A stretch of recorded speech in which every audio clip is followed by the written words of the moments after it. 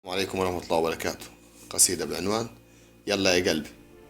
يلا يا قلبي افرح زغرت واقفل بابك، وطنك جالك عز شبابك. قالك يلا قوم الحقني، قوم حررني، بحر الظلمة هو زاد وخنقني، فين دخانك أصله خنقني. قالوا زمان إن النار تحت الرماد لسه قايدة، قالوا بحور الظلم جاية وقلبة مواجهة علينا وحاكمة وسايدة. قالوا الحق في قلب وطننا لسه صغير، كل ما يكبر تاخدوا الحمى، يسخن يتعب ينام على الفرش. أنا ما انكرش بس ما فيش ولا وصفة تعالجه. قالوا الحق في قلب وطننا لسه صغير، كل ما يكبر تاخدوا الحمى، يسخن يتعب ينام على الفرش.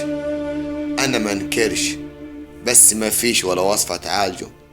طلعوا وصفة، قالوا من البيت مش ممكن يخرج، قالوا من البيت مش ممكن يخرج، اصل حرارة الشمس دي حارقة، اصل حرارة الشمس دي حارقة.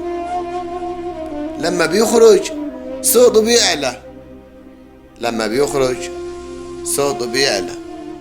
طب ليه يعلى؟ طب ليه يعلى؟ يلا يا قلبي افرح زغرت واقفل بابك، وطنك جالك عز شبابك.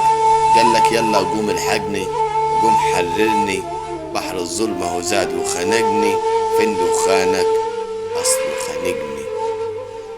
قالوا زمان إن النار تحت الرماد لسه قايدة، قالوا بحور الظلمة هي جاية وقلبة مواجهة علينا وحاكمة وسايدة. قالوا الحق في قلبي وطننا لسه صغير، كل ما يكبر تاخدوا الحمى، يسخن يتعب ينام على الفرش. أنا ما انكرش بس ما فيش ولا وصفة تعالجه. طلعوا وصفة، قالوا من البيت مش ممكن يخرج، أصل حرارة الشمس دي حارقة، لما بيخرج صوته بيعلى. طب ليه يعلى؟ شكرا، مع تحيات وليد الصمد.